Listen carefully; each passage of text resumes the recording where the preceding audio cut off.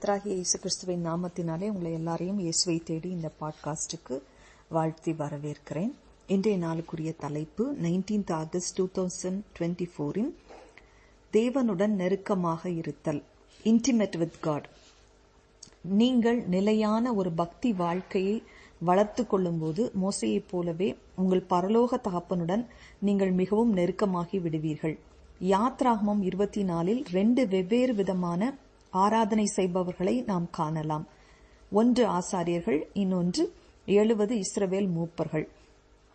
தேவன் ஆசாரியர்களையும் 70 இஸ்ரவேல் மூப்பர்களையும் தூரத்திலிருந்து தன்னை வணங்க அழைத்தார்.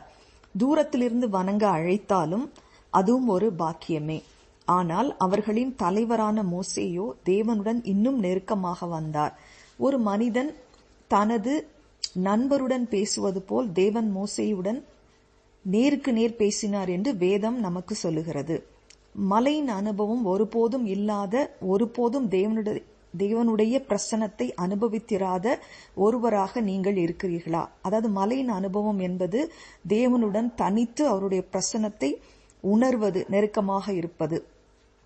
அல்லது மூப்பர்களில் ஒருவரைப் போல தேவனை தரிசித்துவிட்டு ஆனால் பாதுகாப்பான தூரத்தில் இருப்பது போல இருக்கிறீர்களா? அல்லது மோசேயைப் போல ஆழமாக ஒரு நண்பனைப் போல தேவனை அறிந்திருக்கிறீர்களா? கர்த்தராகிய இயேசு கிறிஸ்துவின் இரத்தத்தின் மூலம் தேவன் நம்மை தம்முடன் நெருங்கி வர அழைக்கிறார். உங்களுக்கும் தேவனுக்கும் இடையில் நெருங்கி ஜீவிக்க முடியாமல் இருப்பதற்கு என்ன இருக்கிறது? கொஞ்சம் சிந்தித்து பார்க்கலாமா? இப்பவும் கூட ஒரு சின்ன ஜெபம் செய்யலாம்.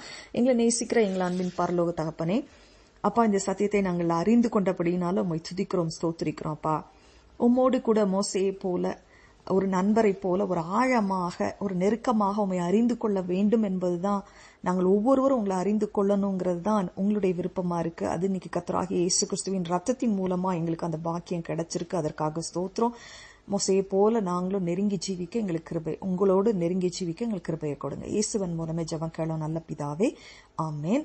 இந்த குறுஞ்செய்தியை கேட்டதற்காக உங்களுக்கு நன்றி சொல்றேன். இது நான்சி டிமாஸ் வால்கமுத்து என்புடைய சிக்கிங் ஹிம் ப்ரோக்ராம்ல இருந்து எடுக்கப்பட்டது. தேங்க்யூ. God bless you.